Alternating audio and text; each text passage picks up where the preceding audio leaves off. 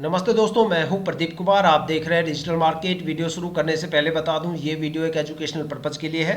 अगर आप stock market में कोई भी फाइनेंशियल इन्वेस्टमेंट करते हो तो अपने फाइनेंशियल एडवाइजर से सलाह जरूर लें या फिर अपनी सोच समझ के साथ ही स्टॉक मार्केट में इन्वेस्टमेंट करें। अगर आपको स्टॉक मार्केट में कोई भी फाइनेंशियल लॉस होता है तो उसके लिए ये वीडियो रिस्पॉन्सिबल नहीं रहेगी। तो चलो दोस्तों, वीडियो शुरू करते हैं। दोस्तों, आज हम बात करने वाले हैं JTEKT स्टॉक के रिटर्न के बारे में। देखा जाए तो ये stock automobile and auto component sector से बिलोंग करता है। देखो, स्टॉक मार्केट में किसी भी स्टॉक में इन्वेस्टमेंट करने से पहले करीब आपको 3 बातें हमेशा ध्यान में रखनी चाहिए।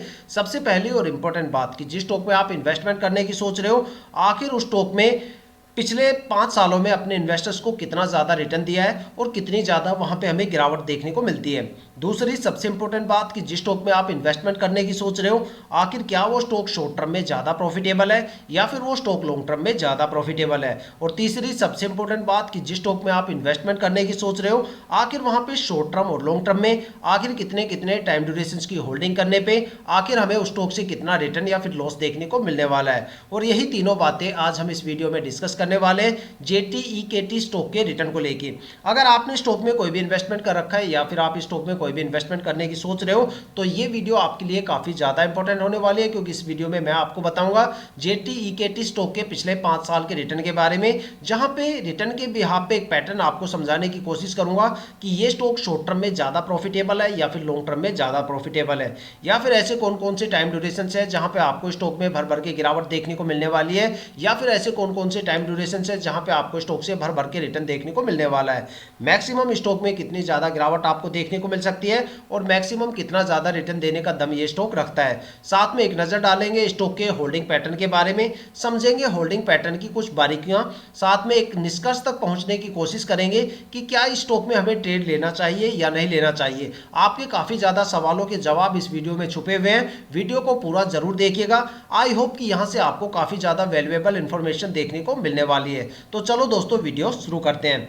दोस्तों, अगर बात करें JTEKT स्टॉक के पिछले 5 साल के रिटर्न के बारे में, तो देखते हैं स्टॉक ने पिछले 5 सालों में शॉर्ट टर्म और लॉन्ग टर्म में आखिर कितना रिटर्न दिया और कितनी ज्यादा यहां पे हमें गिरावट देखने को मिलती है। अगर स्टॉक में शॉर्ट टर्म को लेके देखा जाए तो देखते हैं शॉर्ट टर्म में 1 वीक की होल्डिंग में स्टॉक ने करीब 10.5% से ज्यादा की गिरावट दर्ज की है।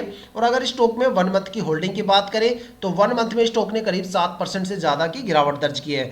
और अगर स्टॉक में 3 महीने की होल्डिंग की बात करें तो 3 महीने में स्टॉक ने करीब 14.5% से ज्यादा की गिरावट दर्ज की है। और अगर स्टॉक में 6 महीने की होल्डिंग की बात करें तो 6 महीने में स्टॉक में हमें करीब 27.5% से ज्यादा की गिरावट और लॉस देखने को मिलता है। और अगर स्टॉक में 9 महीने की होल्डिंग की बात करें तो 9 महीने में स्टॉक में हमें करीब 9.25% से ज्यादा की गिरावट और लॉस देखने को मिलता है। और अगर बात करें स्टॉक के लॉन्ग टर्म को लेके तो देखते हैं लॉन्ग टर्म में अलग अलग टाइम ड्यूरेशन की होल्डिंग करने पे आखिर हमें स्टॉक से कितना रिटर्न या फिर लॉस देखने को मिलता है। अगर स्टॉक में लॉन्ग टर्म में 1 ईयर की होल्डिंग की बात करें तो 1 साल में स्टॉक में हमें 9% की गिरावट देखने को मिलती है। और अगर स्टॉक में 2 साल की होल्डिंग की बात करें तो 2 साल में स्टॉक ने करीब 7.5% से ज्यादा का रिटर्न दिया है। और अगर स्टॉक में 3 साल की होल्डिंग की बात करें तो 3 साल में स्टॉक ने करीब 56% से ज्यादा का रिटर्न दिया है। और अगर स्टॉक में 4 साल की होल्डिंग की बात करें तो 4 साल में स्टॉक ने करीब 65% से ज्यादा का रिटर्न दिया है। और अगर स्टॉक में 5 साल की होल्डिंग की बात करें तो 5 साल में स्टॉक ने करीब 66% से ज्यादा का रिटर्न दिया है। अगर एक कंक्लूजन निकाल के देखा जाए तो ये स्टॉक शॉर्ट टर्म में बिल्कुल भी प्रॉफिटेबल नहीं है। और अगर बात करें लॉन्ग टर्म के बारे में तो लॉन्ग टर्म में ये स्टॉक काफी ज्यादा प्रॉफिटेबल है। ये सारे रिटर्न आप किसी भी फाइनेंशियल वेबसाइट पे भी चेक कर सकते हो या फिर अपनी ब्रोकरेज एप्लीकेशन पे भी चेक कर सकते हो। अगर आप ये सोच के यहाँ पे इन्वेस्टमेंट कर रहे हो कि भाई 2-4 महीने हम यहाँ पे होल्ड करेंगे और उसके बाद एक 2-4 महीने 6 महीने 7-8 महीने होल्ड करेंगे और एक अच्छा खासा रिटर्न लेके स्टॉक से निकल जाएंगे, तो भाई ऐसी गलती बिल्कुल भी मत करना, क्योंकि पिछले 5 साल के रिटर्न के बिहाफ पे ये स्टॉक शॉर्ट टर्म में बिल्कुल भी प्रॉफिटेबल नहीं है। इस स्टॉक से अगर आपको एक माइनर सा रिटर्न भी गेन करना है तो स्टॉक को कम से कम 1.5 या 2 साल के लिए होल्ड करना पड़ेगा, तब जाके आप स्टॉक से एक माइनर सा रिटर्न गेन कर सकते हो। अगर देखा जाए तो आप स्टॉक में किसी भी टाइम ड्यूरेशन में एंट्री ले सकते हो, लेकिन एग्जिट करते टाइम मैं आपको यही सुजेस्ट करूंगा कि स्टॉक में जितने लंबे टाइम ड्यूरेशन के बाद एग्जिट करोगे उतना अच्छा खासा रिटर्न आपको स्टॉक से देखने को मिलने वाला है। अगर देखा जाए तो लॉन्ग टर्म का जो सबसे बेस्ट टाइम ड्यूरेशन है वो यहाँ पे 4 साल का टाइम ड्यूरेशन है, जहां पे स्टॉक ने करीब 65% से ज्यादा का रिटर्न दिया। देखा जाए तो 5 साल के टाइम ड्यूरेशन में इससे ज्यादा रिपीटेशन है, लेकिन यहाँ पे रिटर्न देखने को मिलता है, लेकिन एक साल का जो गैप यहाँ पे बनता है उसके बीच में यहाँ पे सिर्फ 1% के डिफरेंस का माइनर आता है, 1% के करीब के डिफरेंस का माइनर आता है। तो 4 साल में यहाँ पे आपको एक अच्छा खासा रिटर्न देखने को मिल सकता है।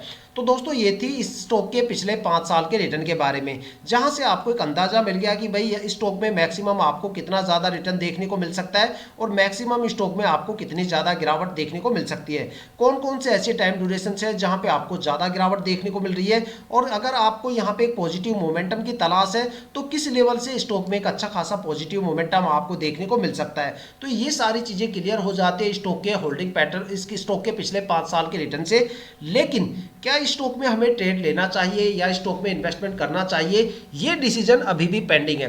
देखो किसी भी स्टॉक की में अगर डिसीजन लेना हो कि भाई स्टॉक में हमें इन्वेस्टमेंट करना चाहिए या ना करना चाहिए, तो उससे पहले हमें उस स्टॉक के पिछले 5 साल के रिटर्न भी देखने जरूरी है, साथ में उस स्टॉक का होल्डिंग पैटर्न भी चेक करना काफी ज्यादा जरूरी है। अगर आप ये दो बारीक चीजें जान जाते हो किसी भी स्टॉक के बारे में, तो समझ लो आपने उस स्टॉक के बारे में 60 से लेके 80% तक जो डीप फंडामेंटल एनालिसिस है वो मात्र चंद मिनट की वीडियो में कर डाली। देखो यहाँ पे मैं कुछ बारीकियां बताने वाला हूं कि होल्डिंग पैटर्न को कैसे चेक किया जाता है, उसकी कुछ बारीकियां जो हर एक स्टॉक में ट्रेड करने से पहले एप्लीकेबल होती है। देखो किसी भी स्टॉक में अगर आप ट्रेड करते हो तो वहां पे जो प्रमोटर की होल्डिंग है वो 50% या उससे ज़्यादा होनी चाहिए। अगर किसी भी स्टॉक में प्रमोटर की होल्डिंग 50% से कम हो जाती है तो समझ जाओ कि भाई वहां पे प्रमोटर अपनी होल्डिंग को जल्दी से रिलीज करने के चक्कर में है और आने वाले टाइम में उस स्टॉक में स्ट्रेस लेवल काफ़ी ज़्यादा बढ़ने वाला है, साथ में स्टॉक के रिटर्न काफ़ी ज़्यादा गिरने वाले हैं। लेकिन अगर किसी भी स्टॉक के अंदर प्रमोटर की होल्डिंग मान लो 70, 80, 90% या इससे ज़्यादा होती है तो वो स्टॉक या तो मल्टीबैगर बनता है या फिर वो स्टॉक लंबे टाइम तक एक अच्छा खासा रिटर्न देता है। इसलिए देखो जो सबसे ज्यादा ट्रस्टवर्दी इन्वेस्टर्स होते हैं स्टॉक मार्केट में उसमें प्रमोटर और डीआईआई आते हैं जो कंपनी के साथ काफी लंबे टाइम तक रुकते हैं और अपनी होल्डिंग को धीरे धीरे करके रिलीज करते हैं। लेकिन दो ऐसी भी कैटेगरी होती है स्टॉक मार्केट में जो सबसे ज्यादा पैनिक इन्वेस्टर्स की कैटेगरी में आती है। अगर आप ये सोचते हो कि भाई पब्लिक इन्वेस्टर्स ज्यादा पैनिक इन्वेस्टर्स की कैटेगरी में आती है तो आप यहाँ पे गलत हो। आपको अपनी होल्डिंग पैटर्न की जो स्किल्स है उसको थोड़ा सा इंप्रूव करने की जरूरत है, क्योंकि स्टॉक मार्केट में जो सबसे ज्यादा पैनिक इन्वेस्टर्स की कैटेगरी में आते हैं वो एफआईआई होता है, क्योंकि एफआईआई पब्लिक इन्वेस्टर्स से 2 कदम आगे चलती है। इसलिए हमेशा जो लोग सबसे ज्यादा सावधानी से चलते हैं वो ही सबसे ज्यादा वहां से इन और आउट होते हैं। देखो एफआईआई का मतलब होता है फॉरेन इन्वेस्टर्स, जो इन्वेस्टर्स डोमेस्टिक मार्केट के साथ साथ ग्लोबल मार्केट में भी इन्वेस्टमेंट करते हैं। जब उनको पता चलता है कि ग्लोबल मार्केट में बड़ी गिरावट होने वाली है या फिर वहां पे गिरावट का सिलसिला शुरू होने वाला है तो यहाँ पे सबसे पहले बिकवाली करते हुए नजर आते हैं। जब वो बिकवाली करके निकल जाते हैं तब पब्लिक इन्वेस्टर्स को समझ में आता है कि भाई यहाँ पे कोई गिरावट होने वाली है या फिर कोई बड़ी गिरावट यहाँ पे जन्म लेने वाली है।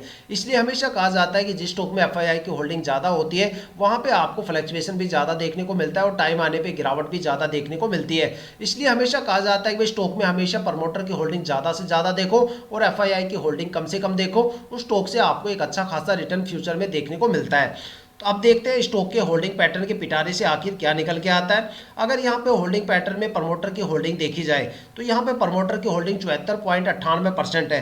देखा जाए तो यहाँ पे हमारा पहला पॉइंट क्लियर हो जाता है कि प्रमोटर की होल्डिंग 50% से ज़्यादा है। ठीक है, दूसरा यहाँ पे 74% से ज़्यादा यहाँ पे प्रमोटर होल्डिंग है। तो यहाँ पे 2 पॉइंट हमें पॉजिटिव पॉइंट देखने को मिलते हैं। अगर यहाँ पे पिछले साल प्रमोटर की होल्डिंग देखी जाए तो 73.98% थी, जो इस साल यहाँ पे प्रमोटर्स ने अपने होल्डिंग को पिछले साल के कंपैरिजन में बढ़ा दिया। तो एक यहाँ पे तीसरा सबसे बड़ा पॉजिटिव पॉइंट हमें ये देखने को मिलता है कि भाई जो प्रमोटर है वो कंपनी के साथ काफ़ी लंबे टाइम तक रुकने की सोच रहे हैं और बल्कि यहाँ पे कोई भी हमें गिरावट देखने को नहीं मिल रही प्रमोटर की होल्डिंग में, बल्कि पिछले साल के कंपैरिजन में प्रमोटर अपनी होल्डिंग को बढ़ा रहे हैं। साथ में दूसरे जो ट्रस्टवर्दी इन्वेस्टर्स की बात करें डीआईआई की, तो यहाँ पे इसकी होल्डिंग डीआईआई की होल्डिंग 8.5% से ज़्यादा है, 8.86% है, जो पिछले साल अगर देखा जाए तो 8.67% थी। देखा जाए तो डीआईआई ने भी अपनी होल्डिंग में इजाफा किया है और ये दोनों सबसे ज़्यादा पॉजिटिव पॉइंट हमें देखने को मिलते हैं कि भाई ये दोनों अपनी होल्डिंग में लगातार इजाफा कर रहे हैं। अब बात करने वाले हैं स्टॉक के सबसे ज़्यादा पैनिक इन्वेस्टर्स की कैटेगरी की। तो यहाँ पे अगर सबसे पहले एफआईआई की होल्डिंग देखी जाए तो पिछले साल 0% थी, जो इस साल बढ़ के 0.43% हो गई है। ठीक है, साथ में अगर यहाँ पे पब्लिक इन्वेस्टर्स की होल्डिंग की बात करें तो 11.86% है, जो पिछले साल 12.44% थी। देखा जाए तो पब्लिक इन्वेस्टर्स की होल्डिंग में थोड़ी सी कमी देखने को आई है, लेकिन एफआईआई की होल्डिंग यहाँ पे हो गई है। लेकिन जो रेशियो यहाँ पे एफआईआई की होल्डिंग का है वो काफी सही है। तो देखा जाए तो इतनी होल्डिंग जो यहाँ पे एफआईआई की होल्डिंग है वो रेशियो बिल्कुल मुझे काफी ज्यादा सही लग रहा है। लेकिन और साथ में जो पब्लिक इन्वेस्टर्स की कैटेगरी है वहाँ पे भी पब्लिक इन्वेस्टर्स ने अपनी होल्डिंग में थोड़ा सा यहाँ पे कमी दिखाई है, लेकिन यहाँ पे प्रमोटर और डीआईआई लगातार अपनी होल्डिंग के साथ इंक्रीमेंट और इजाफा करते हुए जा रहे हैं। तो ये यहाँ पे सबसे ज़्यादा पॉजिटिव पॉइंट देखने को मिलता है कि भाई यहाँ पे प्रमोटर की होल्डिंग 50% से ऊपर है, लगातार इजाफा हो रहा है। साथ में डीआईआई की होल्डिंग भी काफ़ी अच्छी है, एफआईआई की होल्डिंग भी काफ़ी अच्छी है। तो देखो इस स्टॉक के पिछले 5 साल के रिटर्न मैंने आपको बता दिए, वहाँ पे जो मैक्सिमम गिरावट मैक्सिमम रिटर्न देने की क्षमता स्टॉक की बता दी, साथ में स्टॉक के होल्डिंग पैटर्न की बारीकियां मैंने आपको समझा दी। जो सबसे ज़्यादा ट्रस्टवर्दी स्टॉक है उसकी होल्डिंग पैटर्न आपके सामने रखा है, जो सबसे ज़्यादा पैनिक इन्वेस्टर्स की कैटेगरी है उनका रेशियो आपके सामने रखा है। अब डिसीजन आपको लेना है कि भाई क्या आपको स्टॉक में ट्रेड लेना चाहिए या नहीं लेना चाहिए।